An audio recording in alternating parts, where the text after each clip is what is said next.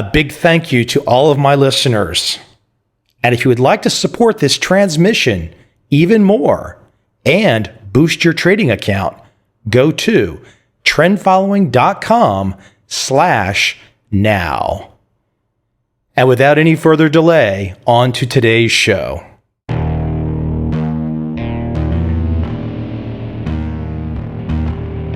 This is Trend Following Radio, where great thinking comes alive. Nobel Prize winners, legendary traders, best-selling authors, and the pros that know what drive us irrational human beings. I am your host, Michael Covel. Not filtered, raw, honest. That's my passion.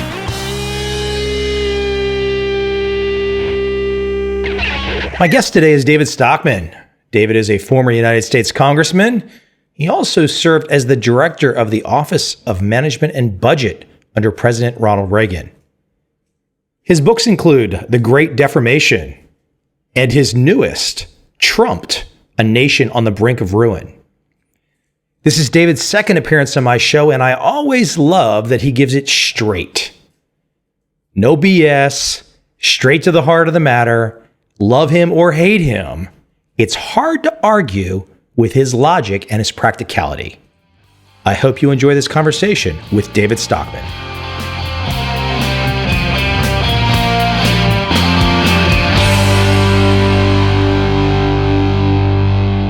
So David, I saw this interesting point the other day, and I thought it was a good starting point for us today that will open up a big flower of all kinds of other issues, and we'll get into your newest work. But I saw the other day that Larry Summers floated that the Fed should in the future perhaps start buying common stocks. When you hear something like this, and I know it's a big answer, but what on a small level and a big level, what starts to go through your head when you hear that? What goes through my head is the thought that the end is near. That is sheer desperation.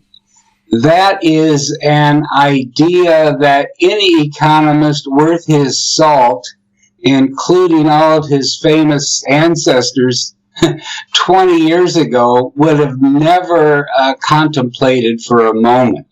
What in the world could buying stock do other than to inflate the value of stock? And that, is about as far from the Keynesian catechism as you can get. And so I think what has happened is that they have encouraged policy to pursue a path that essentially has led to a dead end because the predicate was wrong, and we can get into that. And now they're flailing about desperately trying to explain why they weren't wrong and why the policy would have worked if only another bold extension of that policy were to be embraced at the present moment. It's just, it's desperate nonsense.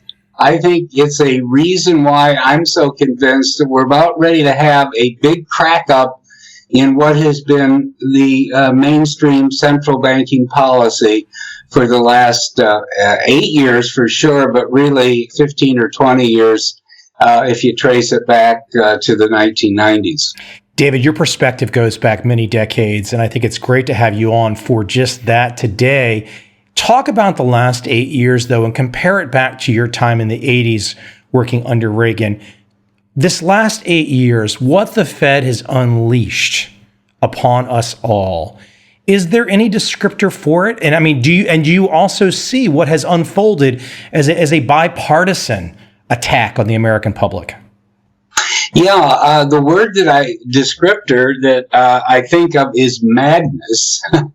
It is, the very opposite of what monetary policy was attempting to do in the early 80s when the Reagan era incepted. Now, I grant the circumstances were different then, or for different reasons, but the Fed was in control not just of Volcker and all that stands for, but it was in control still by people who did not think that the central bank was the crucial agency of capitalist prosperity, and that they needed to be in charge every minute and second of the day, trying to stimulate and boost and stabilize and enhance the performance of a market economy. They had a much more modest conception of the role.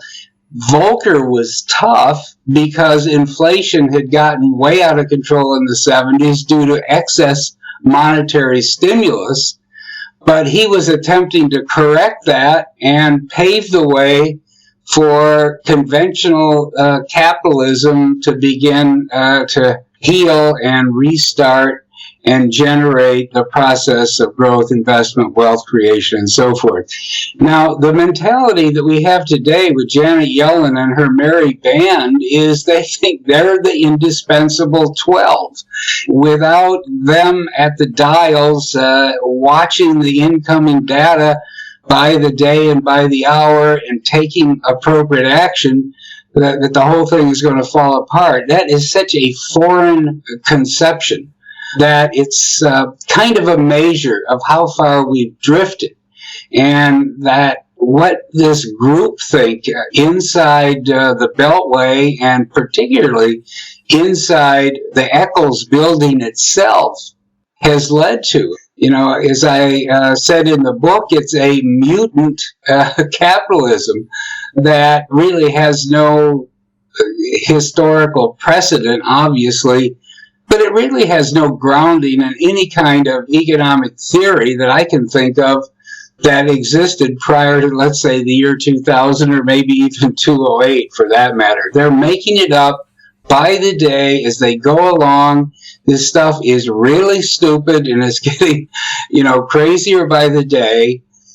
Unfortunately, the whole establishment media is geared to pretending that there's nothing wrong here, because the financial press, which is Wall Street oriented, accommodates itself as long as the stock market is going up and there's no crisis to explain. Washington and the politicians love it because it's kept the yield on the massive debt that they've created so low that they can pretend it's darn near free. You have the worst of both worlds on both ends of what I call the Acela corridor, and that is that Wall Street applauds this policy because they trade the markets day by day, and Washington applauds the policy because it lets them off the hook on the massive fiscal crisis that they have generated.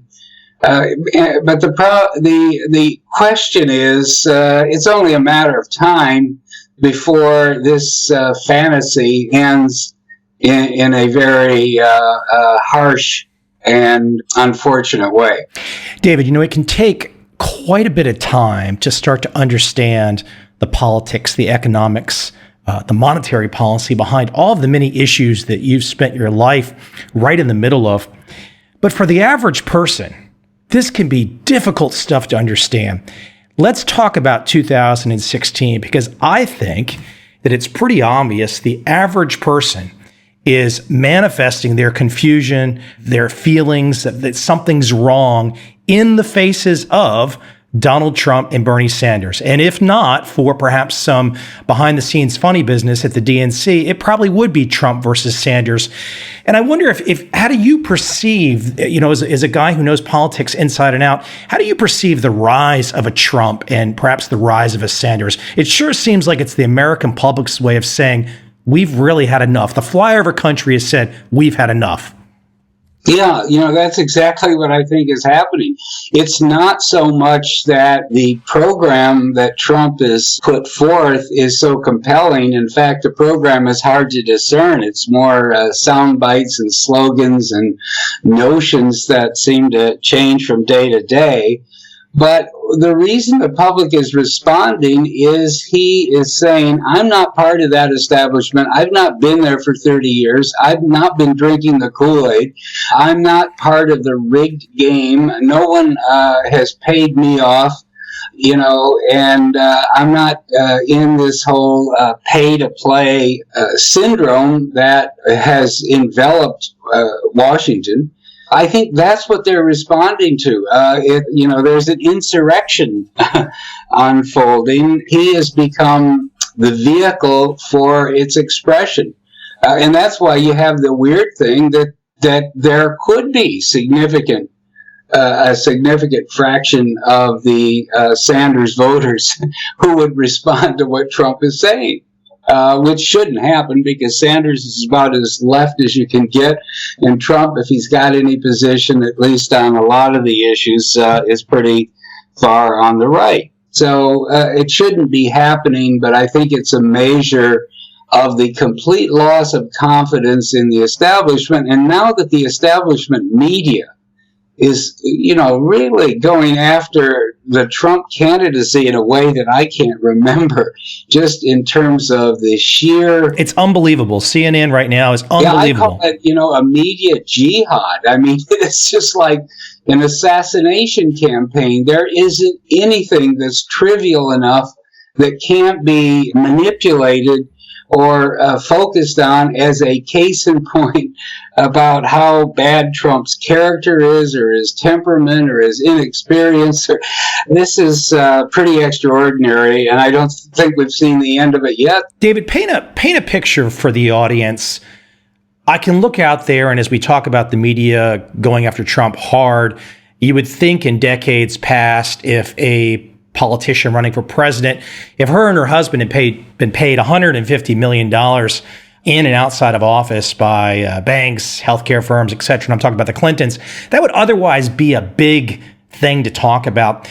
But if you take that point, the Clintons bringing in $150 million, and then I look at so-called Republicans, the Bush family, now saying, I support the Clintons. Talk about the establishment from your perspective. What is the establishment right now? It just seems like a little club of people that control the levers. There's still a significant number of people in the population that believe that there's an ideology involved, but it looks like to me the only ideology involved is the establishment has those levers of power and they want to keep them to make money. I'm trying to figure out what is this about except the establishment making money? Well, I think it's the establishment making money and holding power, perpetuating the regime. Okay, I don't know any other way to explain it. The fact that the so-called liberal press is now becoming almost McCarthyite, to take one example, in its baiting of Putin and the Russians and the Russian hacking of the Democratic National Committee. And I mean, it is really startling to hear this, because you would never have imagined something like this could actually be animating the political discussion right now, but it clearly is. I think it's all about defending the status quo, what I call the bipartisan status quo, against the threat of outsiders and disruption and people who haven't been schooled in the fundamental predicates on which the system is based. Trump, had the audacity to say, maybe the Cold War ended in 1991, the Soviet Union is no more, perhaps NATO's obsolete, perhaps we don't need to be spending for this global military machine and far-flung system of alliances and bases and everything else that we have in a world that has changed so dramatically. Well, this was just shocking to the establishment, because there is so much of the establishment, the State Department and all the do-gooders in Washington, to say nothing of the whole surveillance spy apparatus, which is $80 billion a year, on top of the standard Pentagon and defense military complex per se. that's why all of these national security advisors, so-called, are signing all these petitions and harumphing and, posturing against Trump. Because he's raising basic questions that make a lot of sense. He said, I think I can make a deal with Putin. But Putin's the only, Putin has been demonized as a threat, which is really, enormously exaggerated, if not non-existent, because how do they keep justifying a $700 billion a year budget, which is a minimum of what it is if you count everything, including all the hidden stuff, in a world where you don't have enemies that can be demonized and used to keep the public in line with existing policy. Let me jump around on you a little. You cover wide territory. I love it all. I love the perspective. But since we are in the political season, I would love for you to give the audience some perspective on Hillary Clinton. Now, myself, I look at her and it looks like to me she's not that special, frankly. She seems to just be the figurehead of the current establishment right now. Am I underselling her, or speak to your perspective on Clinton, what she represents, her generation? Yeah, well, I have one chapter in the book that I refer to her as the class president of a failed generation. I'm talking about all the wars that have been pointless. I'm talking about the extreme damage that has been done to the economy by the policies that we've had. I'm talking about the great maldistribution of wealth and income that's resulted from the Fed and bubble finance. Somehow, she came to political maturity as all of that was being solidified. I mean, when in 1991 we could have dismantled the military, ended the Cold War, and Bill Clinton could have been the great peace president of modern times, but he had to prove that he was just as tough as the Republicans, started the process of NATO expansion, meddled in all those Balkan wars for no good reason, re-upped the campaign against Hussein in Iraq, began the whole campaign against terrorism that has really created more blowback than security, obviously. She was part of that, and, it's just a question of year by year, step by step, these policies were instituted, became the consensus policy, the conventional wisdom. And if the Clintons were nothing, if they weren't complete opportunists, they ended up embracing essentially the regime that that I say is failing, and that has created this insurrection from flyover America, led by both Trump on one side and Bernie Sanders on the other. I don't think it's because she's been a brilliant politician. In fact, she's pretty weak. We all know that. I think it's more that she's a survivor of what has been a 30-year consolidation of some very wrong-headed policies that now are kind of the lifeblood of the ruling elites. In other words, Wall Street needs them, Washington needs them. The machinery of the Beltway thrives off this massive military-industrial surveillance, interventionist, anti-terrorist complex. She is the candidate of the status quo by default, because she was, the survivor in the right place at the right time. Since we talk about her, you bring up her husband's administration in the 1990s, and we talk about the ruling elites today, one of the things that happened during her husband's administration, the Glass-Steagall changes. And you have some perspective on that, and perhaps a perspective on where we should go back to. Why don't you speak to that? One of the great mistakes, obviously, was the whole financialization of the system. It's much bigger than just the repeal of Glass-Steagall in the late 90s, and that which paved the way for Citibank to merge. But the larger question is, how do we dig ourselves out of this dangerous and unstable financial system that's been created? It starts, obviously, with big sweeping reform at the Fed. We'll get to that later, but in the interim, my proposal in the book is that if they're too big to fail, they're too big to exist, and certainly they're too big to regulate into safety. That's being proved in spades right now. While this is somewhat radical, I think what we should be doing is breaking up the big banks. There are really no economic benefits to multi-trillion-dollar balance sheets. I argue 1% of GDP is big enough in terms of any plausible economies of scale or whatever other benefits can be imagined.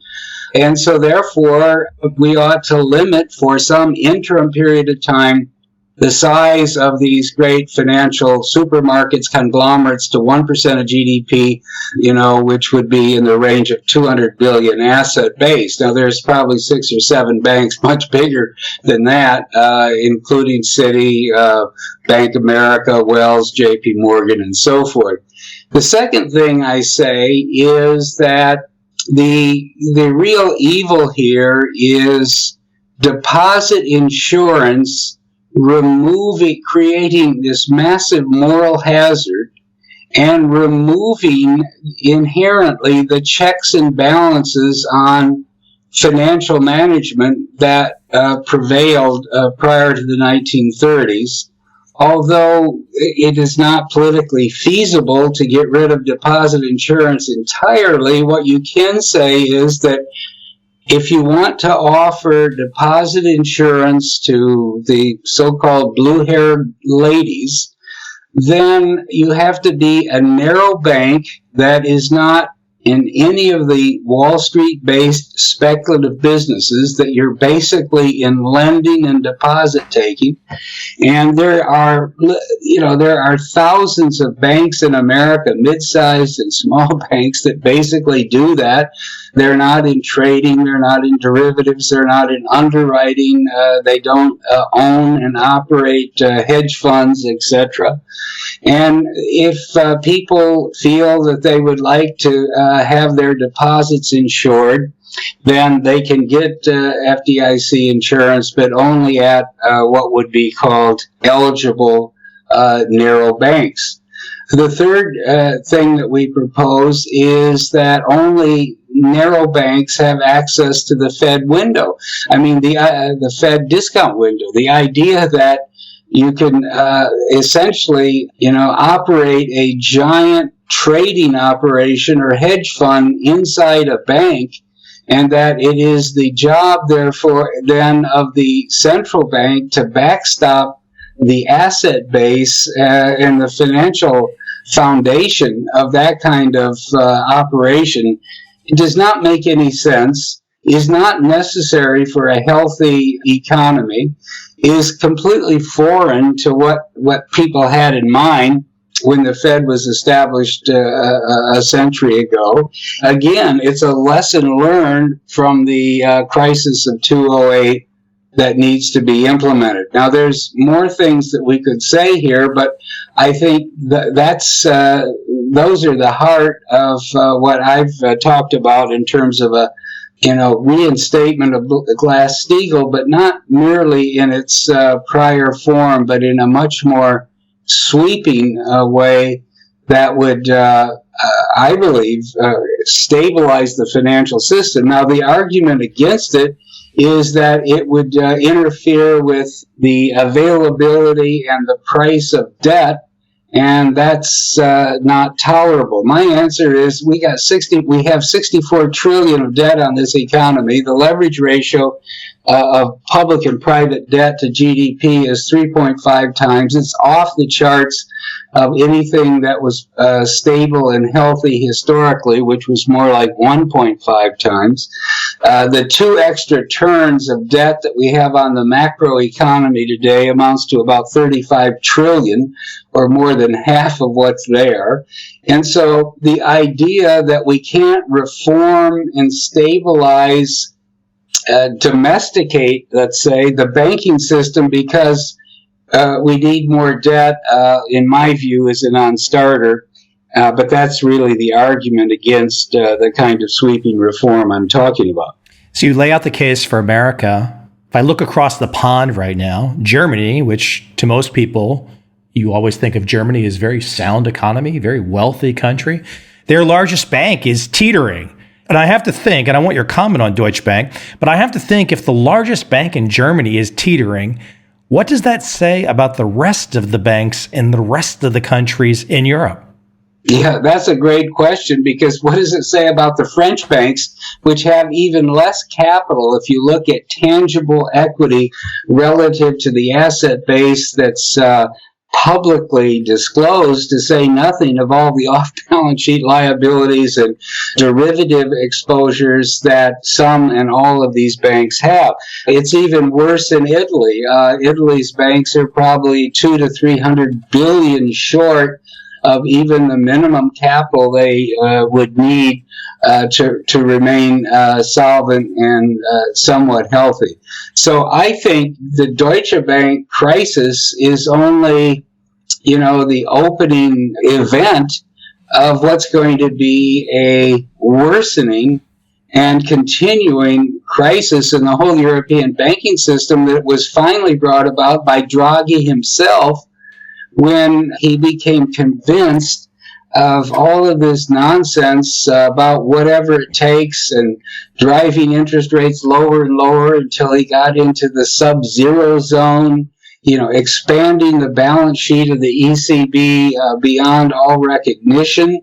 All of this obviously has taken not only the European Central Bank into a dead end, but it's destroyed whatever viability was left in these big state-supported commercial banks in Europe, because, their interest margin has been totally destroyed. They're sitting on lots of bad debt that they can't earn their way out of because their earnings are not growing. The illusion that prevails that they have better capital ratios and liquidity ratios than they had in 2008, I think, is entirely a result of the Basel accounting system, which allows banks to restate what their asset base is based on their assessment of risk. There are hundreds of trillions of risky assets on the balance sheet of European banks, including Deutsche Bank, that are counted as zero in their risk asset-based reckoning because of these very convenient, but I think nonsensical conventions or rules. When you look at the government of Italy, let's say, with 130% debt to GDP ratio, a government that does not function, and an economy that's been dead in the water for a decade, and in fact is smaller in real terms than it was in 2007, and you say that Italian government debt has zero risk, because that's the way the Basel framework treats it, then you begin to get a sense of how serious this is. And the same thing would be true of Portuguese debt and Spanish debt, and even the French debt is highly problematic because obviously the French economy is going nowhere fast. The state encompasses somewhere in the range of 60% of GDP, and so it's only a matter of time before they have a profound fiscal crisis, and the French debt, which now is trading at preposterously low yields. Last time I checked, it was well under 1% on the 10-year. In fact, for a while, it was around 30 basis points. All of this, I think, just highlights how far, how extreme this whole bubble and deformed system of finance has become in Europe and elsewhere around the world. Let's talk about that bubble for a moment, because you and I no one can predict exactly when it will pop. I think any rational person that looks at the last 7-8 years knows that it will pop. What I think is really interesting, and I'd love you to comment on this, is it seems like central bankers, government authorities have decided that the most important thing is to keep these equity markets growing at all-time highs. And if we look at what they did after, in early 2009, they unleashed QE and zero interest rates and negative interest rates. Now Larry wants to buy stocks. What will happen the next time? I mean, if there's another 50% decrease on the S&P, and then we're right back to levels that we were at the dot-com bubble, what will these authorities do? What will they pull out of their bag of tricks? I mean, that's what frightens me, is what will they do next? Yeah, and that is the greatest question, because my view is they're out of dry powder. They have painted themselves into a very significant corner, and you're beginning to see the limitations arise. I mean, in theory, you can say they'll go nuts, and if they printed $3.5 trillion after 2008, which is what the Fed did, and its balance sheet, why not $7 trillion the next time, or 12? The answer is not so fast, okay? If they try to go to sub-zero interest rates in the United States, I think they'll provoke a massive firestorm of opposition. That's one of the things that the Trump candidacy is already kind of demonstrated, hinted at. Trump finally took off the gloves, went after the Fed, said, the market is false, that these interest rates are unsustainable. If they rise even a little bit, you'll have a thundering crash. The point is, I think the Republicans are now waking up to the fact that they've gone along with this regime, when this regime more or less is designed to keep the other party in power. It's even if they don't understand the economics, they're beginning to understand the political consequences. So I don't think the Fed can go to sub-zero rates without, as I have said, inducing the people, the retirees and the savers and the sensible people of flyover America to get out their pitchforks and torches and really go after the Fed. So they're stymied there. On the other hand, if they were to announce that we're going to do a $2 or $3 trillion QE program, I think it would backfire. I think even discussion of it would cause a severe panic, even in the casino, because people would say, oh my God, this was supposed to be a one-time extraordinary policy that would fix a 100-year flood, so-called. The financial crisis was portrayed that way. And here we are, 7 years later, it hasn't fixed anything. They're resorting to another even more extreme round. So I don't think that'll work. So if they can't do QE in massive terms, if they can't go to sub-zero rates, I think basically their hands are tied. And when it becomes evident that there is no bailout coming, that the fire brigade that was on standby in March 2009 is no longer available to bail out the market, that's when you'll get a real correction. Because we've had two bubbles that crashed this century. Both of them the crashes have been quickly reversed by extreme monetary stimulus. That option isn't there this time. And as a result of that, when it sinks in that the market is not only down, but it's going to stay down for a long time, it will totally change behavior of the speculators and gamblers in the casino. They will get out, they will short the market, it will be a much more painful and long-lasting correction than anybody expects. And of course, that will demoralize this whole culture that has been created by relentless stimulus from the central banks and from Washington. You're going to be in, I think, a totally new ball game, a different cycle, a different dynamic that is not even remotely appreciated by Wall Street and whatever investors are left. I don't think there are many investors in that sense left. It's mostly robo machines and a few carbon units that behave like they are robo machines. China. So I happen to be right now about 2.5 hours from southern China, flying north. So it is the big red machine, so to speak. A little mysterious still for the rest of the world. Hard to sometimes wrap one's arms around. You go there and it's, there's a lot of commerce, there's a lot of trading, there's a lot going on. But it's sometimes really difficult to, as I said, to wrap one's arms around the country and its success. How do you see China? And could China potentially be the pinprick that starts the cascade? Yeah, absolutely. I call it the red Ponzi. I think it is the greatest eruption of debt-based, uncontrolled investment and really speculation in human history. It's the greatest construction project ever conceived. But that has really misled people dramatically. Just because you see fast trains everywhere and new airports that they were opening up every 2 weeks and high-rise apartments as far as the eye can see. I was just to China, so in fact, we took the fast train from Shanghai to Nanjing and then to Beijing. And as you went along that corridor, it just the towers of steel and concrete never stopped.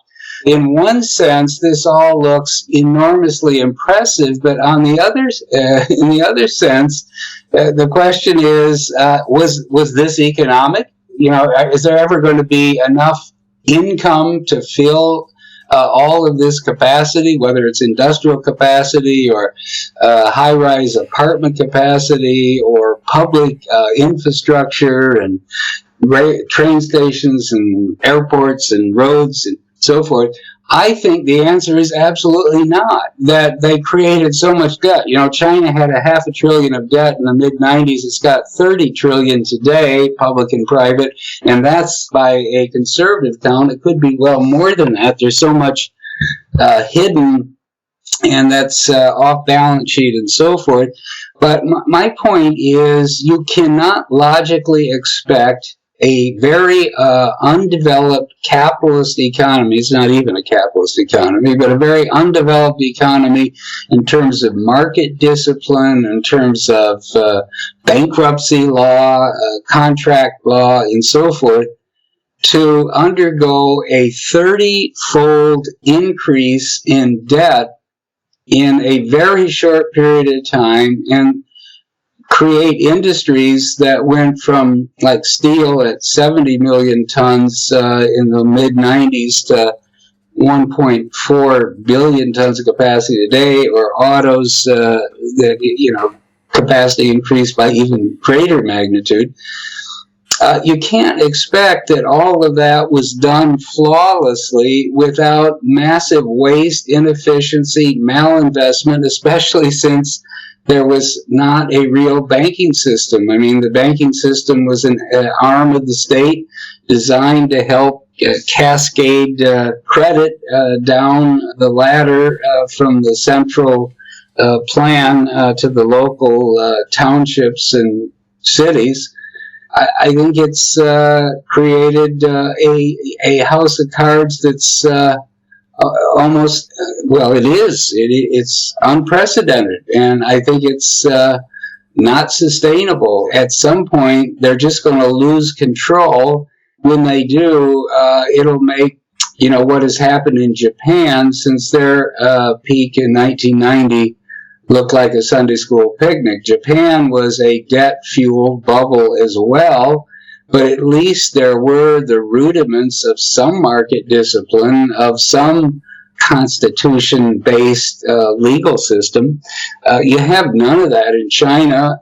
I think it's a huge financial accident waiting to happen, and it's going to shock the world and be another hammer blow to confidence when it finally unwinds. I think we're not that far, to tell you the truth, from when that happens. David, I love your stuff, and if I had to make a few points to sum up for the audience, you really nail Ponzi finance. You're all about liberty, and you don't want America to be the world cop anymore. And I think those are such practical considerations. I think most people, when they have a chance to consider your work, for example, your new book, Trumped, A Nation on the Brink of Ruin and How to Bring It Back. I can also think of The Great Deformation. Your work is very practical. I have a feeling that when most people, if they consider themselves on the right or they consider themselves on the left, your work is practical. I don't think most people can really disagree. I think probably the real issue is getting people to consider it when, as you've talked about today, the media is just all in on the establishment. And if you're an outside voice, an alternate voice, it's very difficult to crack and get people to consider how nuts it's all become. Mm-hmm. But, the only hope on all this, and I appreciate what you said, and especially I appreciate the compliments, but I think this election may be a turning point. It may be an inflection, because even if the establishment media prevails and little by little they finally destroy Trump as a candidate and a viable alternative, there is going to be one hell of a morning after in Washington next year and in the years beyond. It will be, the Congress will be a partisan killing field because the anger that this will create in the country will not, the Congress will not be immune from that. As a result, I think things will get a lot worse. There will be a recession. There will be a market crash, regardless of which candidate wins. All of that will then begin to raise basic questions about, was this all a fantasy? Why did we believe that you could do all of the unsound things that have been done over the last 2 or 3 decades? What were we doing in the middle of a civil war in Syria, for instance, that is, becoming more of a nightmare by the day? I think when things really begin to fail visibly, and it begins to impact the daily flow of news and information and people's economic lives, it's going to be a wholly different ball game. And in some ways, this wild and woolly presidential campaign is just a warm-up for the next phase of political and economic life in the United States and around the world, really. I sure hope so. I can think back to watching the Clintons get elected in 1992, and I remember just thinking to myself, how in the world is this exactly happening? How is America going for this? I mean, the alternate choices were not that great with Bush and Perot, but it was just such an insane time. And to roll forward to 2016, and that they're still standing there, but now representing both sides, almost the complete establishment. The book, Trumped, A Nation on the Brink of Ruin and How to Bring It Back. Great stuff. David, where can we send everybody? Where's the best place to send everybody online? Well, I mean, to get the book, you just go to Amazon. It's available both in the ebook form, and also the hard book or the print book will be available shortly, and it can be pre-ordered. To understand what I'm saying day to day, my blog is called David Stockman's Contra Corner. You can find that online by Googling it. We're launching a new version of it actually this week. So there's a lot of information available. And if people want to learn more about this, I would recommend that's how they go about it. David, it's safe to say I don't know when you sleep. Well, actually, when you accumulate a lot of knowledge and experience, and I have had the fortunate ability to do this both in the public sector for 20 years and then in the private sector, you have a lot of archives, let's say, to work off from. So some of this I can generate pretty easily. You cut through all of the molasses and you really give it straight. So I appreciate that. And I really appreciate you coming on today. Okay, very good. Great to talk with you again.